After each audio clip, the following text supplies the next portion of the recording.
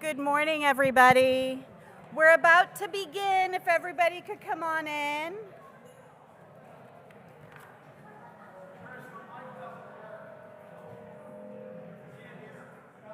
Thank you.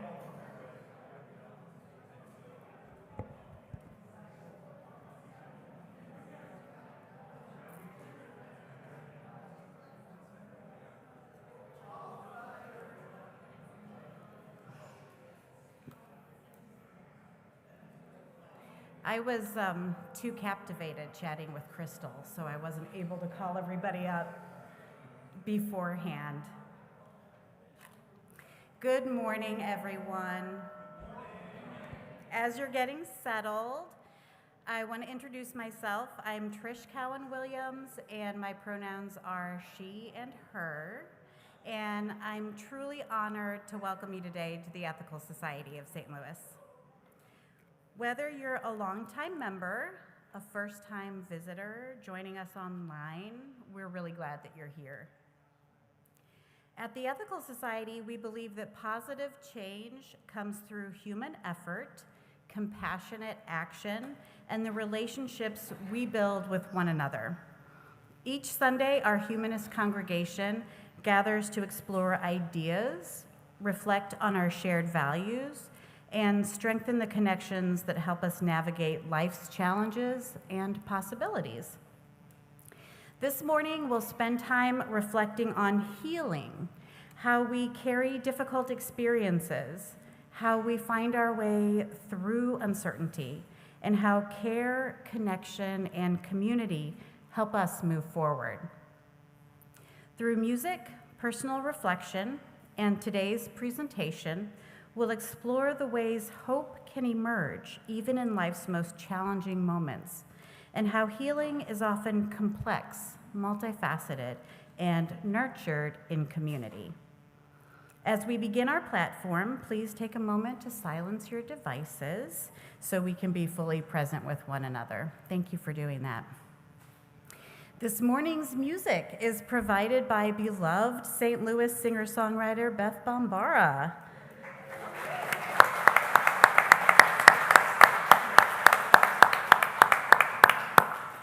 Beth, our musicians don't always get applause just at the mention of their name.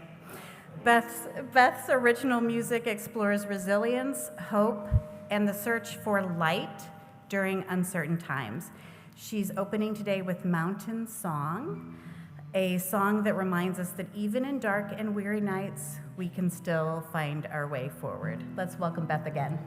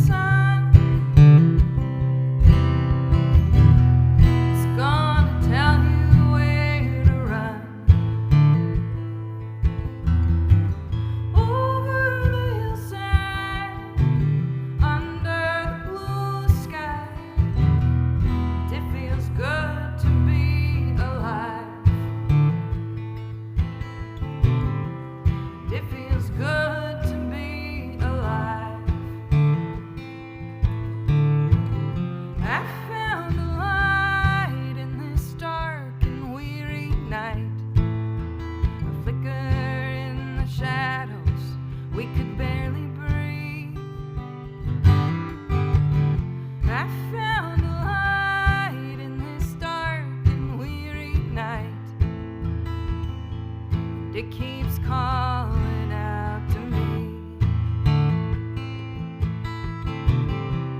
It keeps calling out to me. When the moon is on the rise, you're gonna stare into my eyes and tell me everything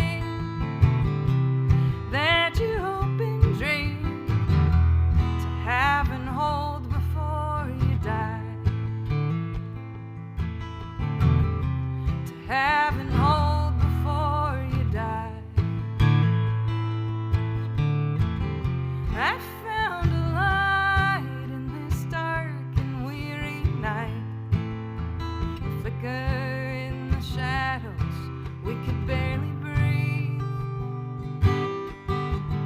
I found a light in this dark and weary night,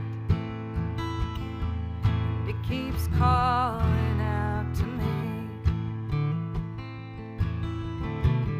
and it keeps calling out to me. We turn the corner,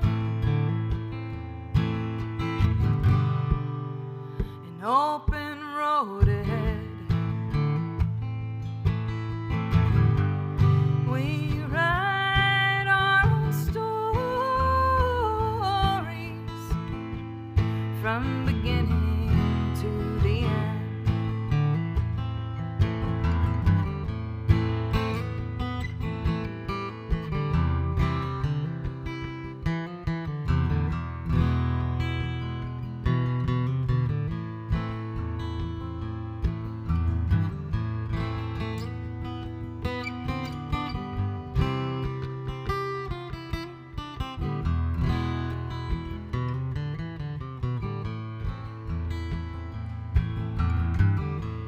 Can you feel the morning sun?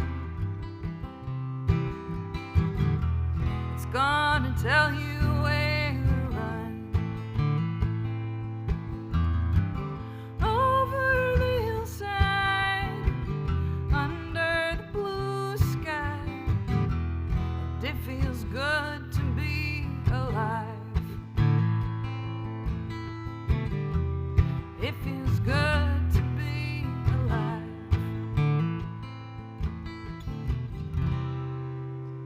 And it feels good to be alive.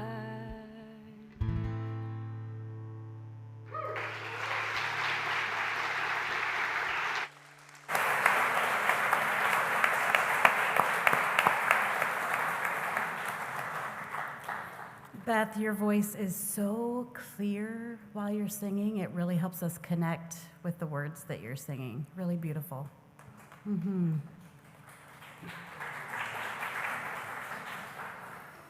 At the heart of congregational life is relationship. Sharing our stories helps us understand one another more deeply and discover our common humanity. This morning, we've invited Crystal White, this year's president-elect of the Board of Trustees, to offer a personal reflection. Please welcome Crystal with me.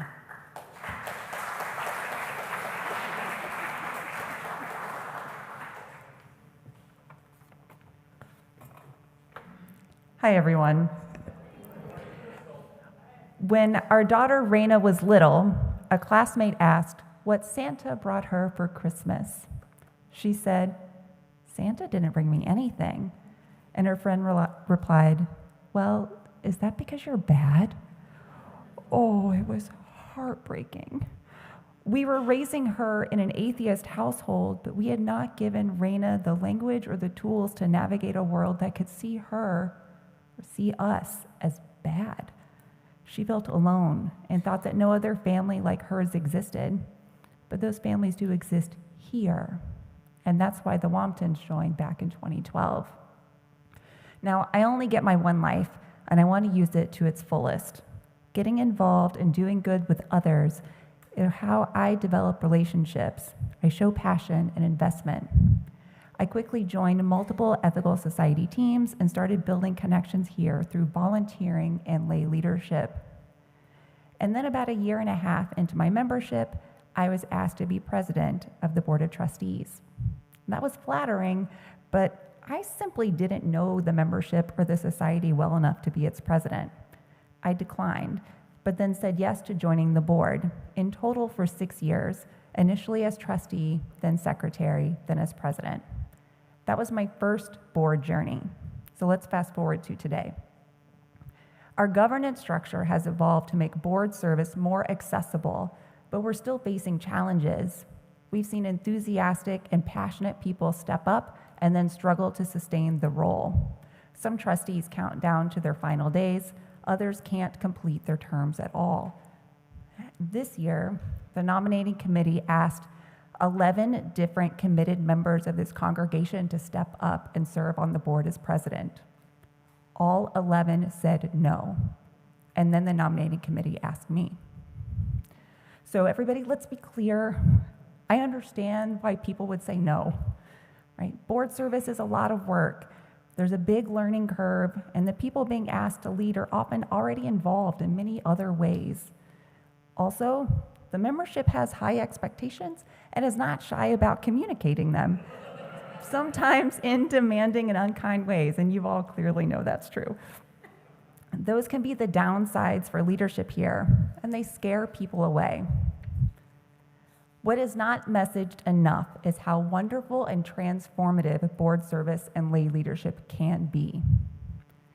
Do you admire the people here at Ethical? Yeah, me too.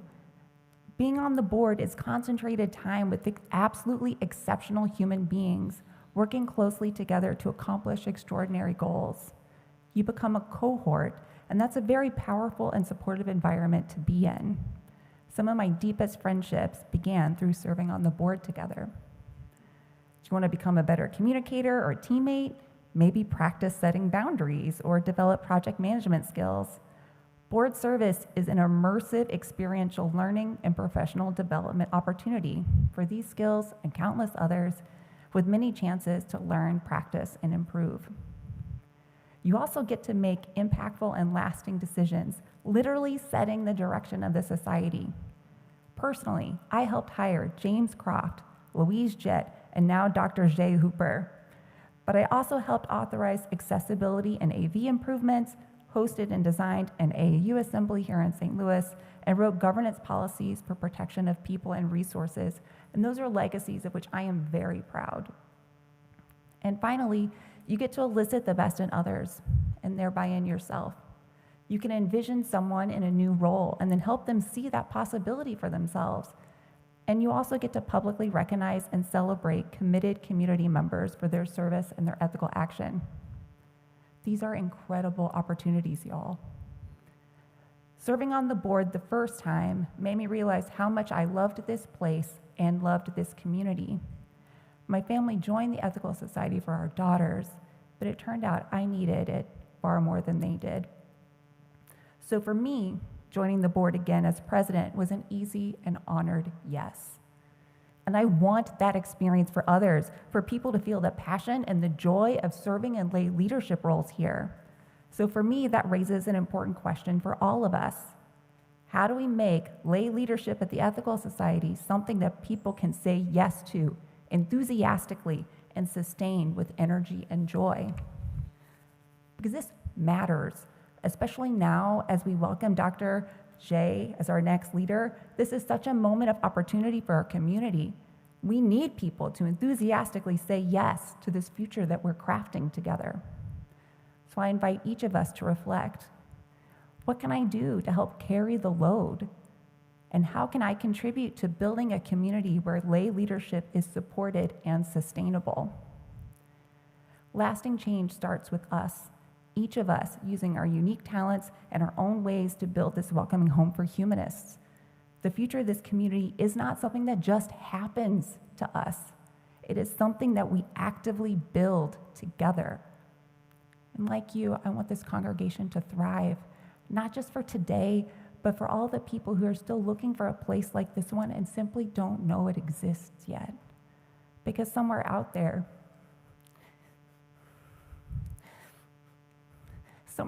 there's a kid like my daughter, Raina, wondering if they are the only one. And we get to say together, no, you are not alone.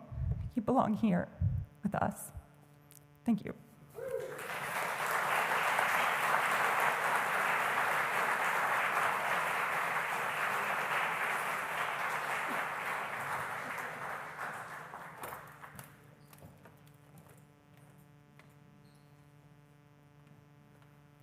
Really powerful words from Crystal. I want to say too, I'm pretty sure that she was involved in changing our governance structure a little bit, so that when she was president before, she was president for 3 years, which is a really big ask. And nowadays, it is a 3-year term, but it grows. So the first year, you're president-elect, Crystal this year. The second year, you're the president, and then the third year, you're the past president. So there's a real team atmosphere between the whole board, but especially those 3 presidents who help one another in making decisions and supporting one another, and you don't feel like so much of an island. Each week, we read our youth education core values as a way to bring us together and remind us of our shared commitments. This morning, we do have a special member of the audience who's going to come up. Let's welcome Joe Babka to read the core values.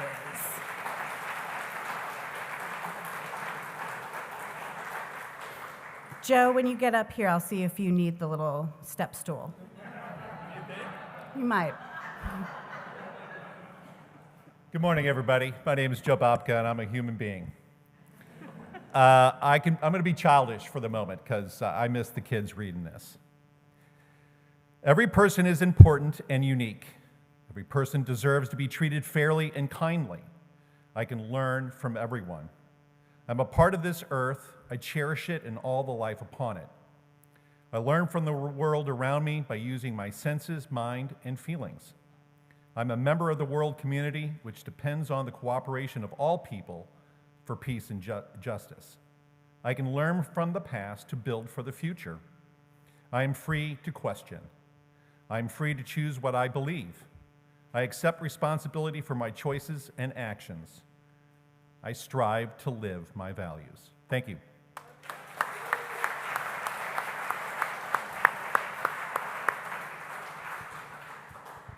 Nicely done, young man.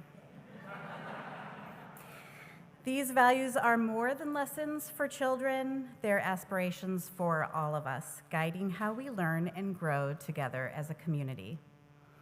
For her second selection today, Beth invites us to reflect on memory, change, and the unseen stories that shape who we become. You in 95 is a thoughtful meditation on the people we once were, the experiences that formed us, and the connections we discover when we take time to truly know one another. Let's welcome Beth back.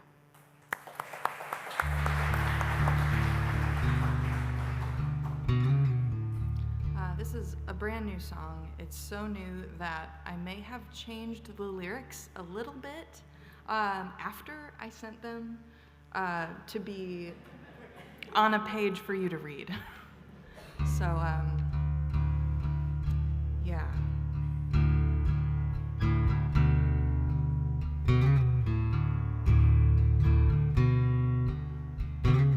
All the things I want to say left until another day. They're burning up inside. So meet me at the coffee shop. 1:30, we'll spill our guts till we're satisfied. Open wounds can heal. I know time's not real, but we're feeling in a straight line. Who are you in 95? Slipping through the cracks, but I didn't know. I didn't know you.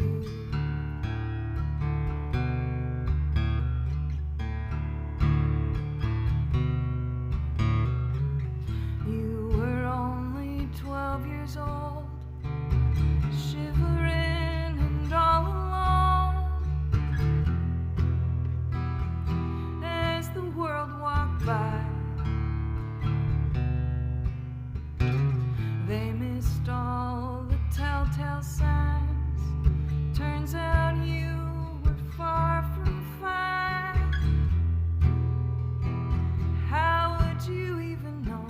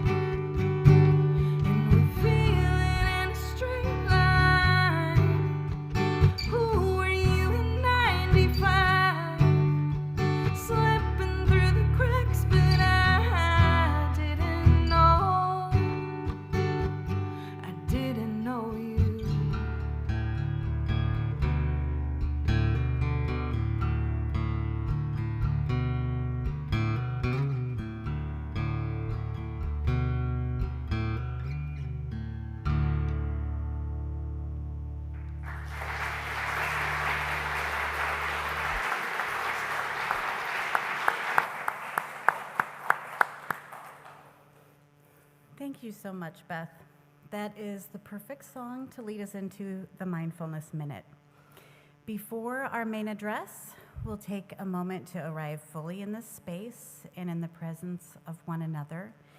In the midst of busy lives and competing demands, we rarely have the opportunity to simply be present with ourselves and one another. As we share this minute of silence, I invite you to notice your breath, settle your attention, and prepare yourself to listen with both an open mind and an open heart.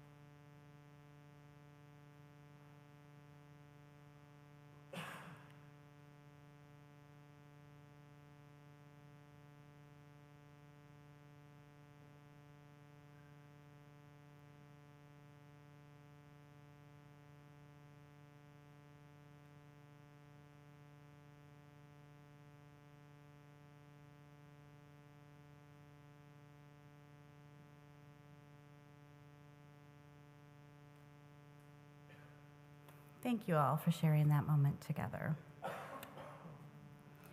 Our speaker this morning is Jamila Owens-Todd. Jamila is the Executive Director of Power for STL, a community health organization dedicated to reducing the impact of trauma through holistic healing and radical generosity.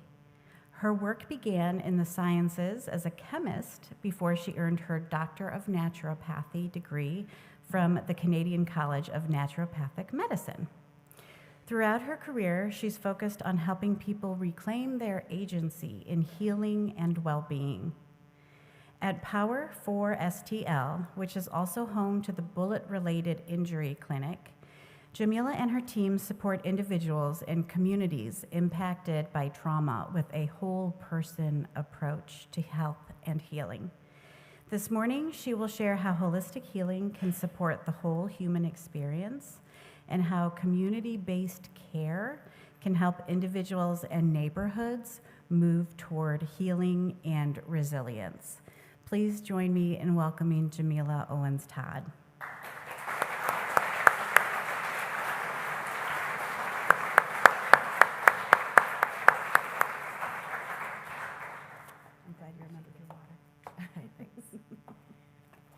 I was wondering who wrote that because I don't remember.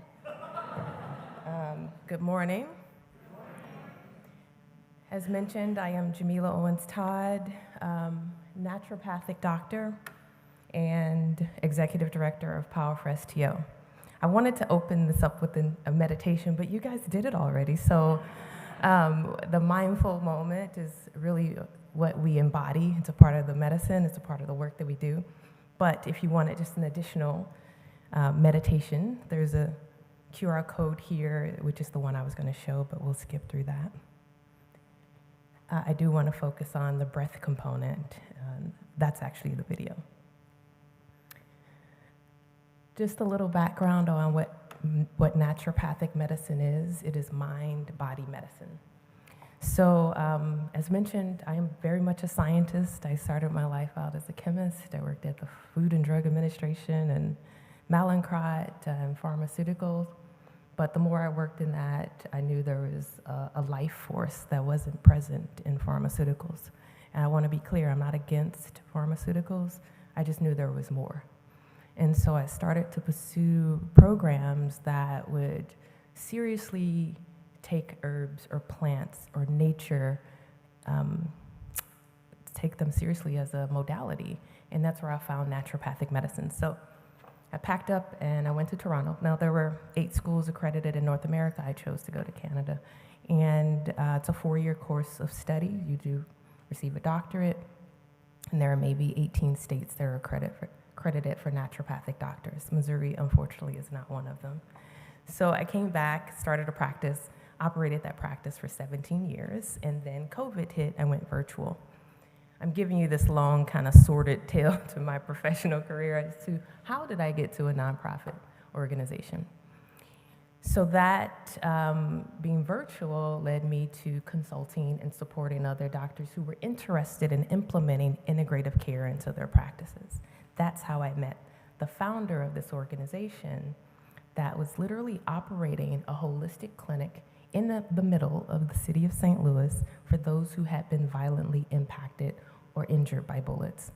One of the things that we know about trauma, there is an intersection of trauma. No one is typically suffering or managing one component of trauma. We hear about PTSD, we hear about, those who are housing insecure or food insecure or just suffering from challenges with mental health that haven't been fully addressed by the medical system. We see all of that. So even though we look at the title of a bullet-related injury clinic, we see all of the traumas, if that makes sense. So just to give a little background about the organization, the Bullet-Related Injury Clinic is currently the only medical home in the United States to bullet injuries. So what that means is if you go into the hospital right now, unfortunately, with a bullet injury, 70% of the hospitals, St. Louis being included in that, across the nation, will discharge you with a bullet in your body because it's not deemed medically significant to remove. 70% of hospitals across the nation will discharge you with a bullet in your body.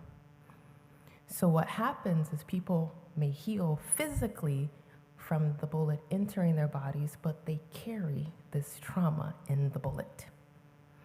So what we do in our clinic is that we remove bullets. We are in an office building. We have a volunteer surgeon who will triage a room and remove a bullet from your body. Now there are some parameters, and we have to be safe, and we have to make sure we're keeping and maintaining life. So all of that is considered, but that is part of what we do. So the physical impact of the bullet, what we know is very different healing that is required. So a physical bullet wound is attached to an emotional injury. Most of the patients that we see in our facility were walking down the street. They were on the highway. It was a road rage accident. We have people who were hunting, and it was self-inflicted. The way these injuries are managed in a traditional setting doesn't consider the emotional toll that it takes to have a bullet in your body. So we discuss the injury as one that has an emotional, a spiritual, a community, and a physical component to it that we work to support you in your healing. Now, I think it's important to note we are an organization of healers, but as healers, we don't heal anyone. I don't have the capacity to heal you, but I do have the tools to support you to heal yourself. I can provide the framework, the space, the mindfulness, the moments of quiet, and the resources to allow you to process what is needed to heal this wound. So as I mentioned, the organization consists of a surgeon who volunteers, bless their heart. We have nurse practitioners. We have a medical doctor who is our medical director. We have a psychiatrist on staff. We have 6 licensed therapists who focus on trauma. And we have a physical therapist, chiropractors. It is all encompassing and all embodied as far as healing. Wound care is really what people come into the clinic for. They want the bullet removed or they need support healing the wound. Now, again, if I go into a hospital with a bullet injury, the hospital will patch you up. But they may give you limited supplies. They may give you limited information because it's the ER. They do what they do best. They get you to a safe space and they discharge you. What we do is educate. We provide a background on what happens to the body when you're in a healing phase. So these are the types of things that patients will come in. they've been injured, they have a bullet in their bodies, and they're experiencing the most pain episode that they have ever had 3 days post-injury. Well, your body is in what we call an inflammatory cascade. So right now, everything in your body is doing the thing to heal you, which feels painful. There's swelling, there's oozing, there's additional components of the body that you didn't necessarily consider or would not have considered had you not had this injury. So we take the time to explain that, because if I was injured by a bullet and this second and third day is more painful, there's a fear that's already set in from the bullet injury itself that is now exacerbated because I don't know what's happening. So we try to level set. We try to keep people in a place of calm and explain to them what's happening. And you'd be amazed with a little bit of information that can flip on the switch to I can heal. And also seeing your body ripped open, sorry to be graphic, there's always the question of, will I survive this? So even seeing that physical wound healing is really mental health, or a mental emotional component to the health, the healing of the wound. We have spiritual care because we have chaplains. We do a non-traditional kind of spiritual care, which is rooted in indigenous practices. Somatic healing and energy medicine are all about how you hold pain.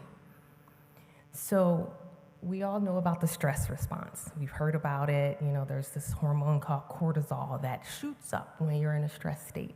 Now, just to level set that information, that happens when you're worried about paying your mortgage, or if someone is driving too fast on the road, or you know, you had a minor injury. Any moment that the body goes into a state of worry, the flinch, the tension, that sensation that the body is taking on a stress state pushes out a hormone called cortisol. Cortisol decreases immune function, increases inflammation, affects your heart rate, your breathing rate. And what happens is, if you continue to experience that, the body now learns this tension state, and you are creating a memory, a muscle memory or a cellular memory. That's why often someone can think about finances and wake up with back pain. Or, you know, I never forget, I had this patient that came to me, and this was in my practice, and she always had migraines. And I said, well, walk me through when the migraines will come on. She said, usually my sister calls at 9 a.m.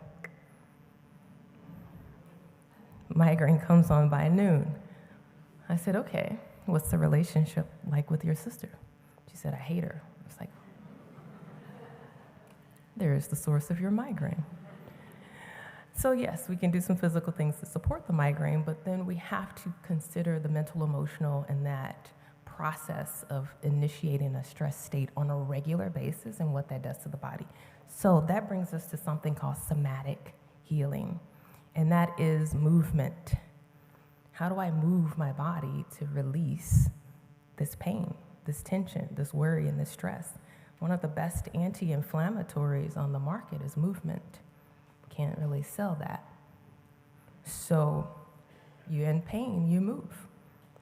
So we try to walk people through what that looks like in a safe way, because we see folks in a holding pattern, injury to their shoulder. They no longer have a splint, but they're still doing this 3 weeks later.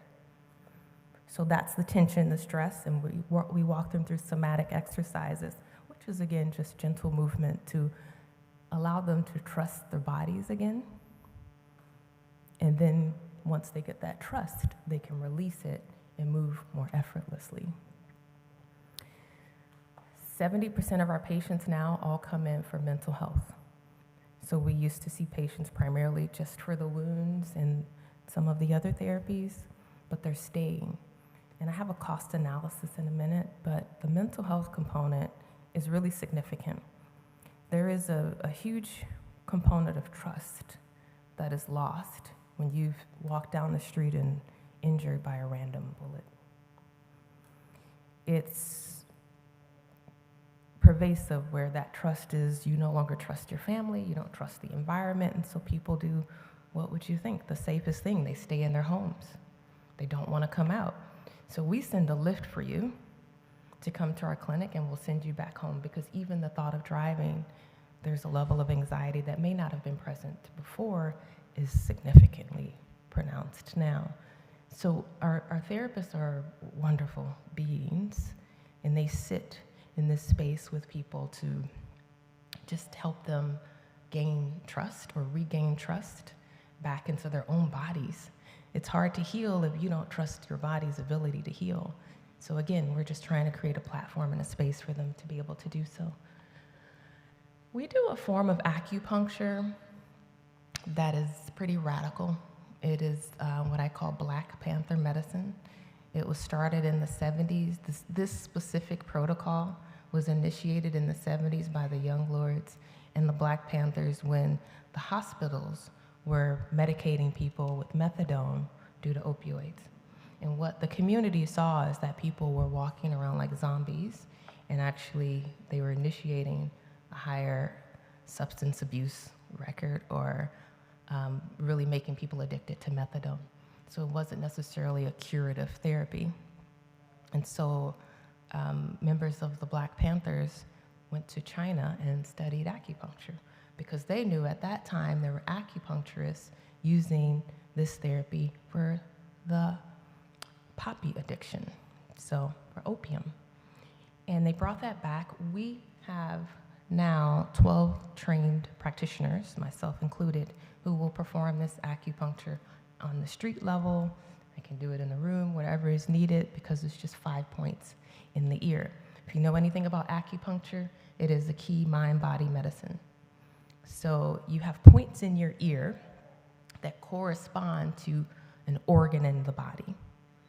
But more importantly, that organ holds an emotion. So in Chinese medicine, the belief is that you can overexpress any emotion, even joy, and the goal is to be in balance. And there's a point that's just at the ear. If you were to pinch your ear here, it's called Shen Min. In Chinese medicine, it's called the spirit point, which is a calming point.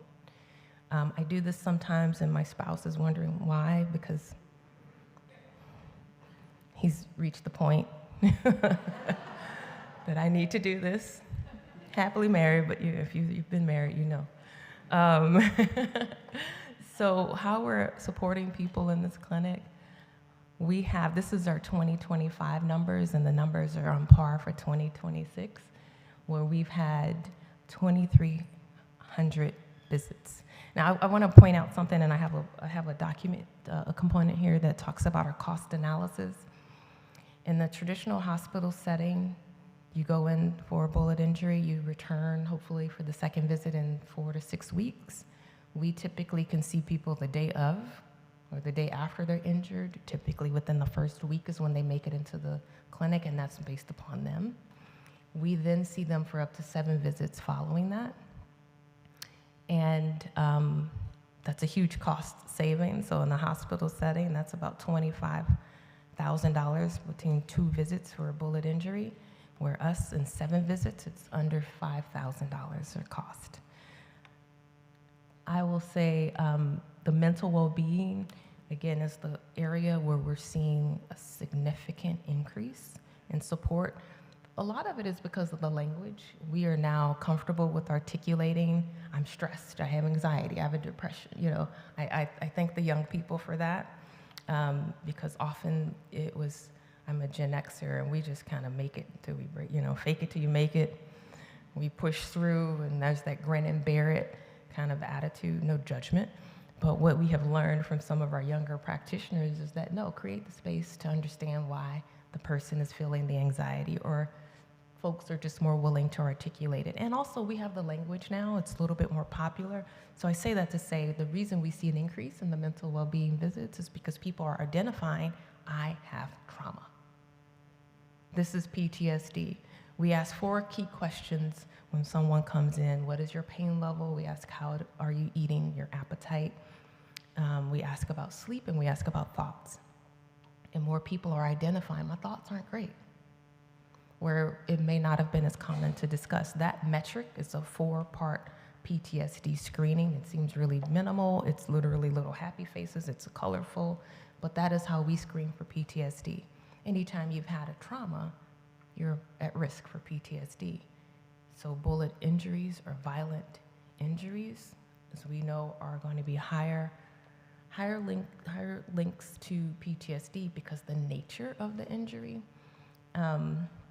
So our need for mental well-being is growing. I actually just brought in another therapist who unfortunately focuses on youth. I say unfortunately because we have the need, but fortunate we have someone to support the need.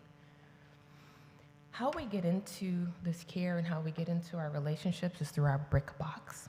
And so we have partnerships with hospitals, all the trauma centers in St. Louis and in Kansas City. UMKC is their partner hospital. We have a sister clinic in Denver. We're in University Connecticut System, Wakefield, Kaiser Health. I'm missing someone. Tennessee's hospital system in Memphis. So we have partners outside of St. Louis, and how we engage those partners are the same way that we engage our hospital partners here, is through our BRIC box. So we give this box to hospitals in the ER, so when someone has been violently injured, they receive a box. And you think, what is this, like a gift? It's the worst person of someone's life, it's like the worst day of their life and they get a gift. But what's in the box? The box has wound care supplies, it has things, a journal with a pen, it has our non-opioid pain protocol, and it's like we're gonna give you a gift. You just had your body ripped apart. And we have hospitals who are in support and in relationship with us to give this gift. And the question that we have to ask the hospital, or the constant questions of the hospital, would be to not question the patient. I know that sounds interesting. But let me just backtrack for a minute. If you go into a hospital with a bullet injury, your designation is a GSW, gunshot wound. We use the language bullet-related injury because we're asking other practitioners to center the patient and not the injury, because that is the only case where this happens. If someone goes in and they're thinking it's an acute MI or what's a heart attack, then typically that gets its own therapeutic approach. A GSW, there's a blackout protocol, hospitals on lockdown, the person's separated from their loved one, phone is taken, and a detective is introduced.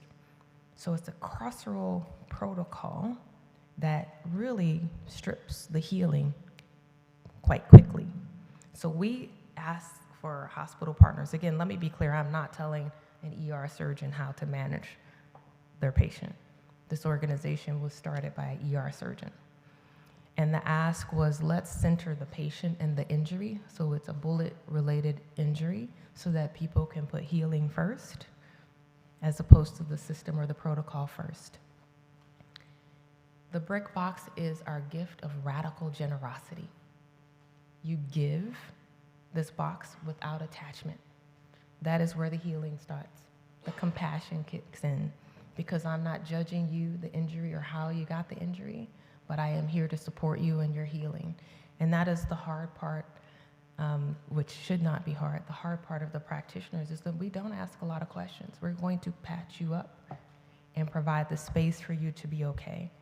And that takes what we call radical generosity and intense compassion, because it is not how you got here, but it is how we will support you because you have gotten to this point. This is just a little bit about where we are as an organization. That's the cost analysis. So hospital, I think I said $25,000. The average is $19,000 across the nation for 2 ER visits, where for us, it's $4,500. So the work that we do is pretty intense, as you can imagine. We do not know what's coming in the door when a patient comes in. So it requires a lot of care for the team. I can't go in and be all cattywampus. I got to get myself together. I have to do mindfulness moments every day before I leave my front door and when I return home, because it is a level of uncertainty when we go into the clinic. It is essentially battlefield medicine. It is unfortunate that we have to practice this in the city of St. Louis, but this is where we are. So the patients that come in, We have to make sure as practitioners that we are okay. And I will send you home if you're having a rough day, if you didn't get enough sleep last night, if you're just uncertain, if your meds need titrating, because I cannot have you bleeding out over our patients. So it takes a very special practitioner to come in and be willing to put themselves first and then put themselves last, if that makes sense. So whoever walks in the room, whatever they're dealing with, you set your stuff outside of the door so you can be very present for them. So I'm very grateful and honored to have the team that we have because they are remarkable people. I learn from them every day, and it does take embodying compassion. It takes a level of commitment to wanting to heal and support those in their healing. This work that we do comes with a cost because we are a nonprofit organization. We are actively seeing reductions because of our current administration. So I became ED in January of 2025 and lost $1 million the week after that. And another threatened loss of $500,000 in about 2 weeks. So will we continue to do the work? Yes. What that looks like, I don't know. I'm actively figuring it out. We got consultants, we got great people that are here to help. My concern is that who will take the place of this level of care in this city for this population who needs it? I would love for hospital partners, which I'm in meetings with them every week, to be able to take this on, but they have even said, we don't have the capacity. A hospital partner does not have the capacity to offer the time, the space to heal and provide healing in the way that we do. It's daunting. But we show up and we're gonna push and keep doing it. So if I had to ask, it would be to share this work. It would be to donate. It would be speak to other partners in the medical field on implementing some of these, even if we were to dissolve today. It would be great if some of these practices could be implemented within a medical setting. Asking medical practitioners to operate outside of the status quo. Again, I am in no position to tell a hospitalist how to operate. However, it would be wonderful if compassion could lead in healing. And I get it, in the ER, there's not always the room to do so because you're stitching people up and you're packing them out, especially in the place where we're a level 1 trauma center and we see lots of bullet-related injuries. So share this medicine, share this work. You have a team of people who are committed to continue doing it. Myself included. I appreciate any of your support.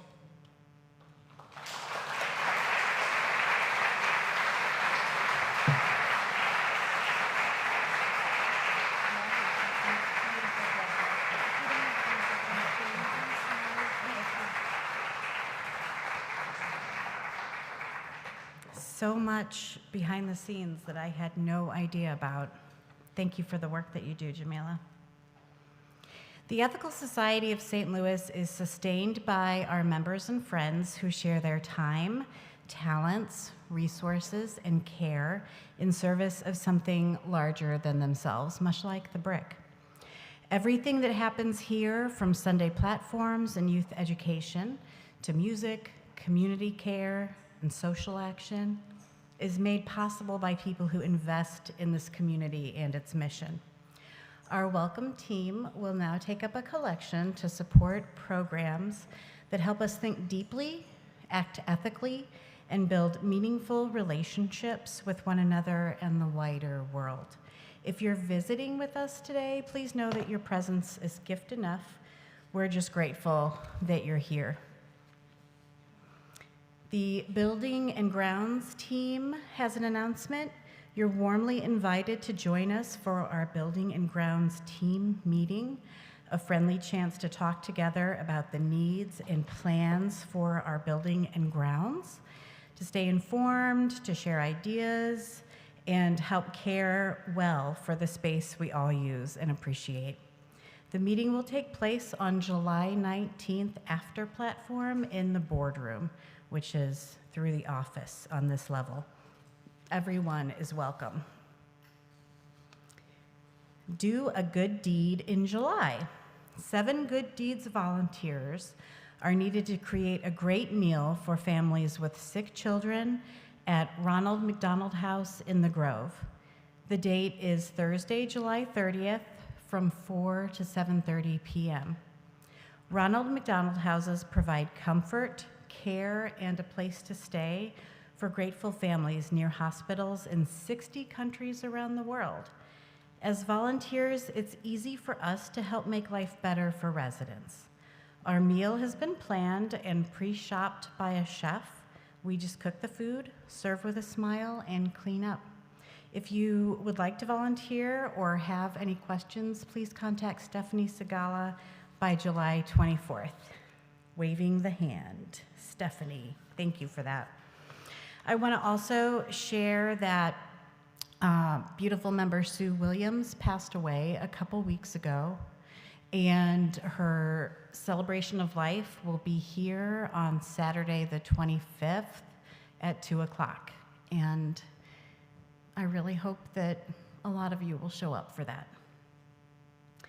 For her final piece, Beth offers a song about uncertainty, trust, and finding direction when the path ahead isn't always clear.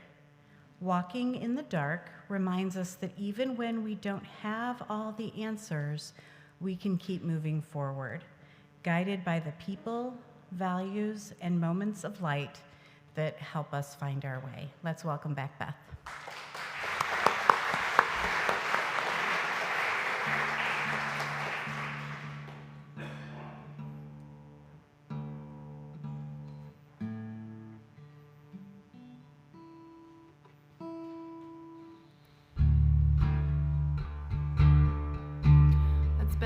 True joy for me to share music with you all today, so thank you for allowing me to be here to do that.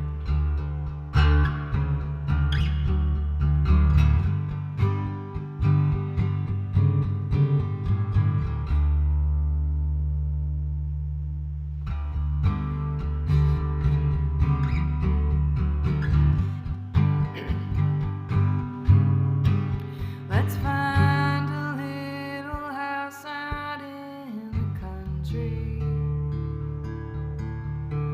where we can't hear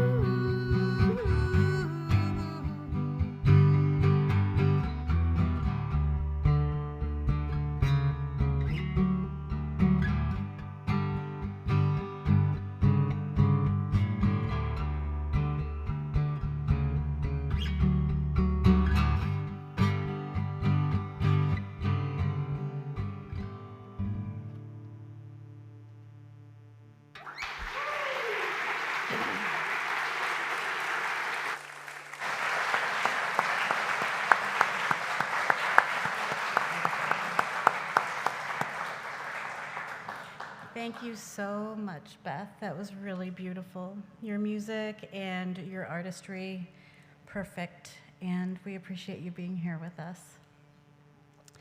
Thank you, Crystal, for sharing your experiences and reflections with such openness and authenticity.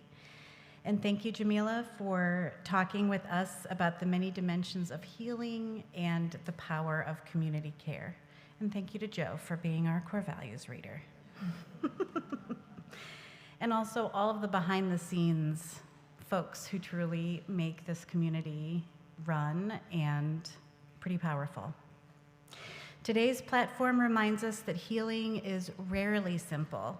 It is often complex, multifaceted, and deeply personal. And healing does not happen in isolation. It's nurtured through relationships, strengthened by community, and sustained by the care we offer ourselves and one another. After platform, we invite everyone downstairs for coffee and connection. And if you're visiting with us today, we'd love to connect with you. So please stop by the visitors table in the center of the room downstairs to meet members, ask questions, and discover ways to get involved. If you'd like to learn more about ethical humanism or the topics discussed in today's platform, stop by our lending library and keep learning. As we move into the week ahead, let's consider the ways we contribute to healing. Through our presence, our listening, our compassion, and our actions, each of us has the power to create spaces where people feel seen, supported, and valued. May we continue building a community where hope emerges, resilience grows, and healing happens. Thank you so much for being here this morning. We look forward to seeing you again soon.